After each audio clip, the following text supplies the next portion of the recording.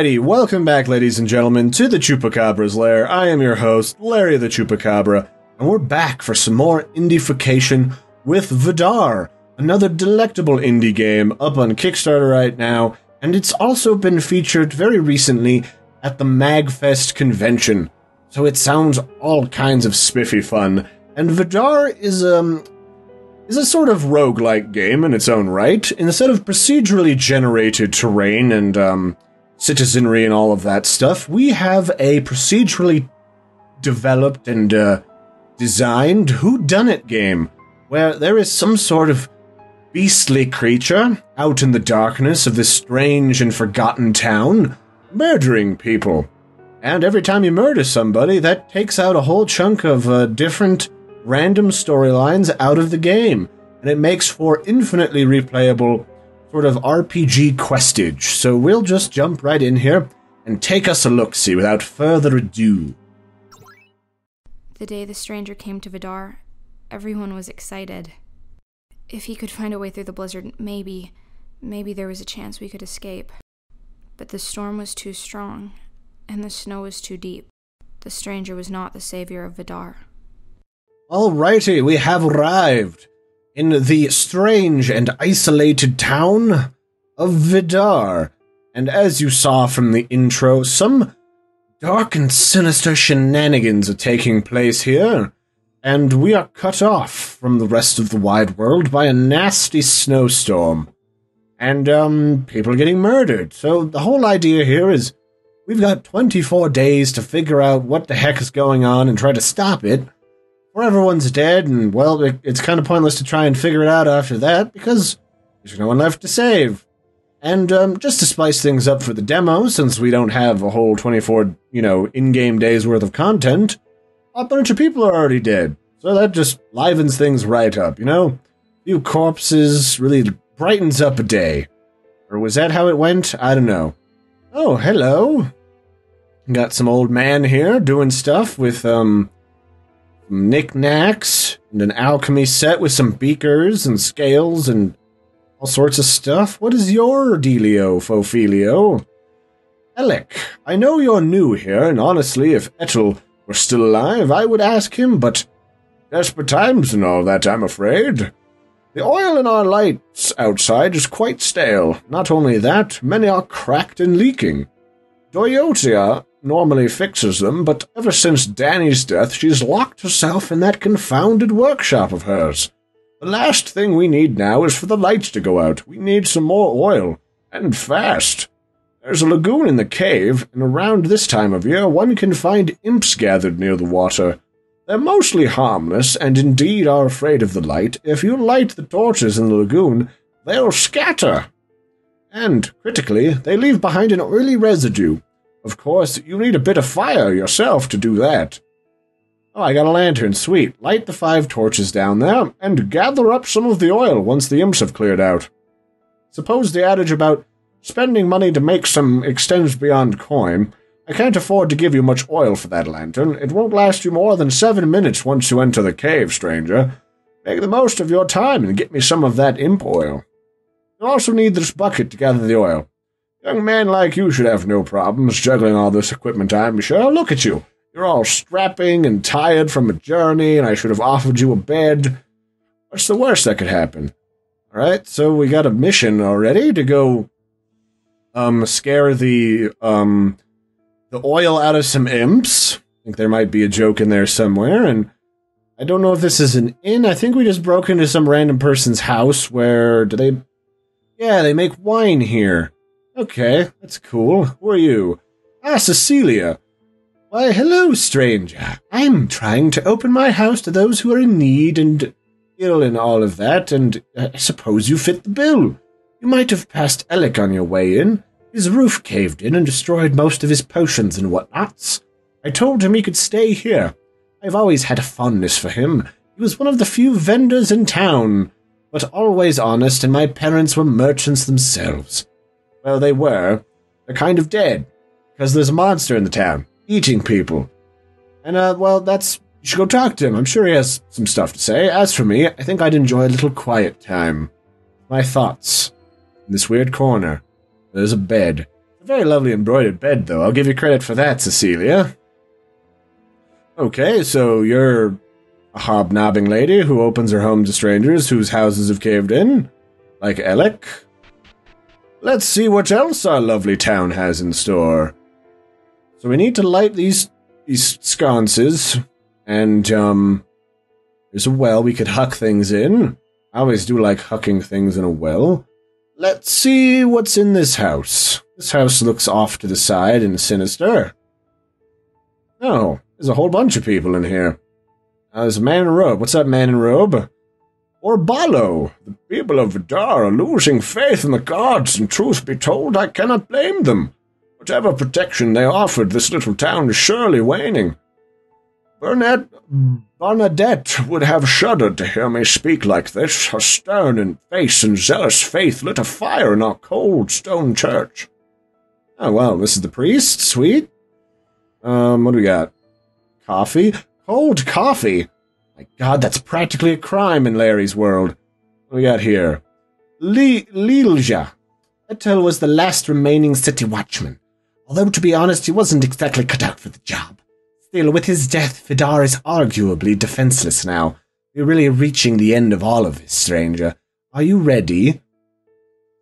They're really throwing me into the thick of this. I don't even barely know what's going on.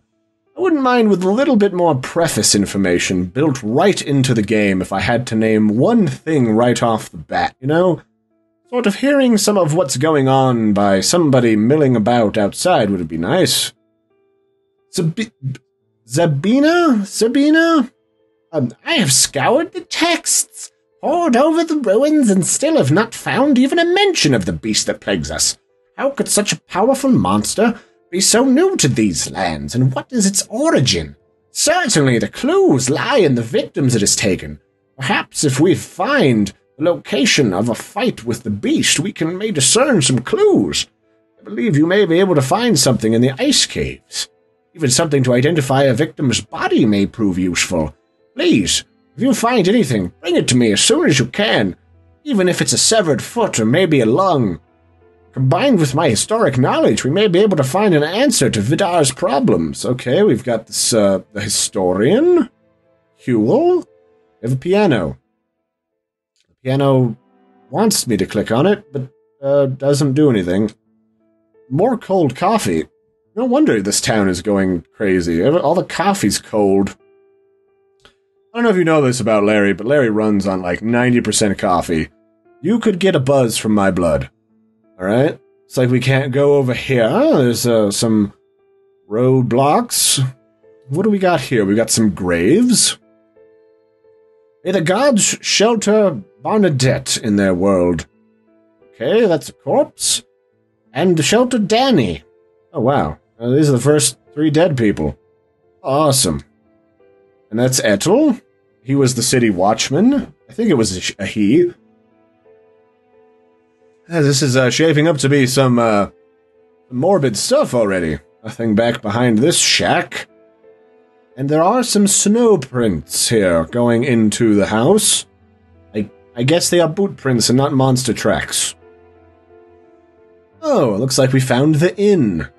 We've got some broken clocks, and who are you? Hello?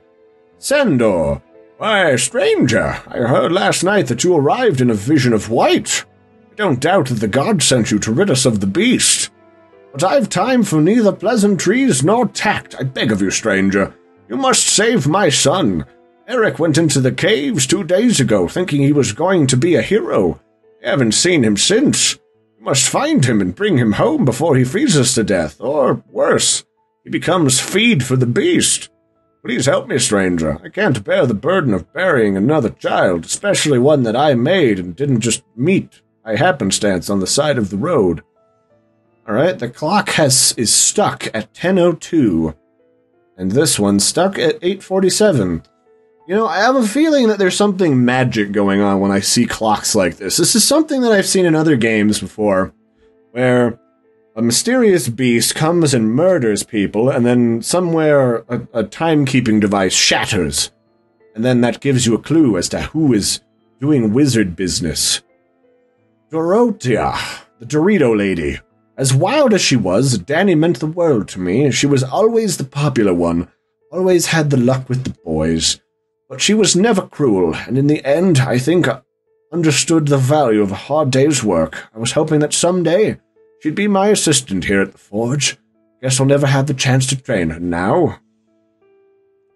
That's weird. Something about that strikes me as off. Usually when you talk about someone who's got luck with the boys, you talk about them as if they're a childhood friend. But, she talks more as if, like, she's like an older mother figure? I don't know. Maybe that's part of her backstory. Hello, I think this is the blacksmith area. Okay. Apparently the forge is gonna explode. Gonna not fiddle with that. What have we got in here? A book called Love, Death, and Music is here. I'm good for the moment. And then Adventures in Sanar. You know, I have a feeling I know what's going on here. You see, Larry's a fan of weird stories that involve ancient empires, and Vidar is the leftover remnant of a very far and away empire. You know, they used to be a great power within the region, probably had some magic, maybe some warlocks, and I have a feeling that whatever beast is attacking them is a remnant of an ancient magic, and maybe one of the townspeople uncovered it to try and fix something about Vidar, and it backfired, and murdered them, and now we gotta find out about it and stop the summons, and probably lose some teeth, because that monster's probably gonna kick our face in. A book called The Rules of Flynn is here. Shall we read it? Yes. After the player to the right draw... Okay, this is not a thing I'm doing. Okay. Adventures in Sanar. Let's have a look. At first, my reaction to the room was with trepidation. There was no hearth, no wind guards, and the blankets on the bed felt as though paper. Yet as night approached, I looked out my window and saw the strangest sight. Children playing in the street, and the text ran away from me. So there's that. Okay. So we've got a pretty decent picture of what's going on here. Different people who were once critical of the town have sort of perished, and it's left certain voids in different characters' lives. Whoops, that's not what I wanted to do. Don't go to the website. Okay. Sorry, sometimes when you hit the A button, or in my case, the X on the PS4 controller, it takes you to the menu instead of doing a thing. But yeah, so we start to see like what sort of roles those people filled, and if they're gone, for example, I'm sure if Etchel was still alive, he'd probably be like, hey, Mr. Freddy. I'm gonna call the stranger Freddy. Mr. Freddy? Would you like me to help you go into that cave so you don't get stabbed in the face? And you're right, I would have loved that, Etchel. Too bad you got eaten. So, let's go get us some imps, shall we? Okay. So we're inside of the cave, and this random Eric fellow here, Mr. Eric, he needs our help to escape. Because he's been in here, and it's a scary cave, and there's demons and beasts and stuff. Unfortunately, the cave floor, or the ice, is starting to collapse around us. And well, I don't know about you, but I prefer not falling to my death, and breaking my legs, and starving to death at the bottom of a chasm. It's very, very awkward. So, yeah, let's do the thing. Also, somewhere in here, we've got some demons, some imps or something, and they want to eat our face.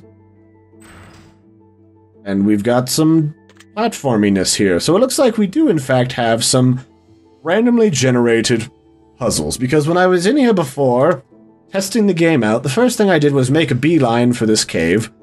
And instead of raising grates on this slippery surface, the buttons here changed the flow of your slipping and sliding and stuff. Which can be a tad awkward. But at least this time around I have access to all of the levers. Previously, I couldn't access one of them. So let's see what's up here.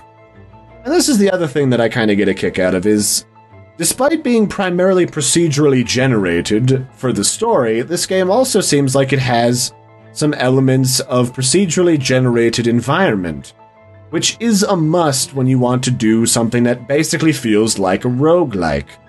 And this music is perhaps a little bit more dramatic than I'm really prepared for. So here is this kid, and it doesn't look like I can get him out up there. So we're gonna have to go down hither and see about escaping, which not looking too great. Yeah. The ice has fallen in, and it has trapped us. So that means we need to figure out where to go. Well, it looks like I need to go where that bouncing arrow is, and to do that, no, I'm not entirely certain. There's a lot of different pathways I could take. It's a little troublesome, but so, while we're kind of sitting here and I end off because I've only got so many minutes here to do the thing, I could see this game being very good. I like a good story, and this game definitely reminded me of the town of Salem. I don't know if you're familiar with that game or not, but the town of Salem is kind of like a whodunit, and somebody or several people die every night while you're trying to figure out who's a part of the evil mafia and who is, not, who's good. And no one knows who's what, because, there's plots within sinister plots. But time is running out. Oh, come on with this spicy thing. Stay in the game, right? And so it feels like that, but instead of having a bunch of people to work with, you're the sole individual trying to piece the puzzles together, and everyone else is kind of stricken with grief and fear, and there's only so much time to do the thing. Yeah, I do like the concept. It does seem pretty full-fledged and legit. The only thing I kind of was wondering about was the game's ability or inability to provide, what would you call it, really? Good introductory to the story. Because I kind of, despite knowing some of the preemptive information of the game already, I kind of felt thrown into the game without a lot of context, and what you really need when you're trying to solve a mystery like this is you need to contextualize some things, and you need weird hints, especially about this weird empire that used to be Vidar. That is the stuff that Larry loves. That is the stuff that Larry gets up in the morning for, and I want all of that. So if it's possible to give me those things, that would be spiffy. So, what do I need to do here? Do I need to put that blue thing back up? I think I do. Other than that, I don't know if you guys have played The Witch's House, which is another game that's of the same sort of 8-bit, 16-bit art style. But one of the things I really want to see in this game is, besides mechanical traps, or like traps that deal primarily with physical world obstacles, I really want to have magic. I need magic items and old mysticism and maybe some occult stuff would be great. That is the thing that I love. So if you get those things together, this could be pretty spiffy. Alright, we're not doing too bad for ourselves here. We're slipping and sliding. I haven't done a, I haven't had a puzzle like this since Pokemon, actually. Pokemon had a lot of these directional, slippy-slidey puzzles. And whoever this Freddy Wanderer is, he's really good at ice skating without skates on. Look at him. He's all fancy. Doing things with his hipster scarf, and yeah. Suave fella. Oh, this looks charming. What does this do? Oh. I get it. It's a multi-part puzzle. Oh, crap. Alright, well, We have a minute left. Let's see if we can save Eric. I dig this, actually. I was having trouble with this puzzle before, but it seems pretty reasonable now that I've kind of gotten a better randomly generated seed for it. Who would have thunk it? Alright, let's switch back over here before Eric gets murdered by time. Yeah, come on, Eric, you spicy little shit. Do the thing. Alright, let's open up this last one. Yeah, this is kind of on autopilot after you stuck through it. Oh, good. Nope, he's dead. I guess this is the end, stranger. I was such a dummy. I can't... Listen, tell my dad that I didn't mean it, and I love him, and I'm sorry that I spilled the ketchup on his favorite chair. Oh, God! Well, if Sandor survives the night, you could report back and tell him what happened to his son. He'll grieve, and Sandor's friend Barbalo would make a new quest available to you. But if Sandor is dead before you're able to report to him, you might find his son's ghost wandering the halls of the cave, restless. For every death, including Eric's, everything changes. Thanks for playing, and don't forget to sign up for updates. So yeah, this game's pretty cool. I dig the concept. I do need some depth and some more connection with some of the characters. I need some contextual information, and I wouldn't mind a bit of magic. You know, give me somebody who deals in the occult and ancient symbols and mysteries and wizardry, and make it so that they tend not to be dead in the first few days. Because this is a game, when you give me... It's sort of like Path of Exile. I like sort of these unknown, sort of sporadic hints at ancient magic that may have brought this hellhound from the other world to murder us. But no, this game is pretty cool. And if you're interested in Vidar, it's up now on Kickstarter. It's got like 8 days left after this video goes live, and $10 gets you a copy of the game, and $20 gets you a copy of the game, access to the beta, and a copy of a sweet retro gaming magazine. Yeah, it's pretty cool. And this game is done up by 3 particularly talented individuals. Dean Razavi, who is the guy who sent me the message about it. He is a lawyer turned game designer in New York City, and he has spent lots of years doing stuff in RPG Game Maker and the Ace Engine and all sorts of stuff. And then it's got delicious art by Becca Bear, who's a freelance 2D game artist living in my neck of the woods, Colorado. And she first discovered her love of art when she was doing stuff in the OHR RPG CE game engine at around age of 11. Then she discovered that while she kind of has a bit of trouble making games herself, she really enjoys making game art. And that's really her thing.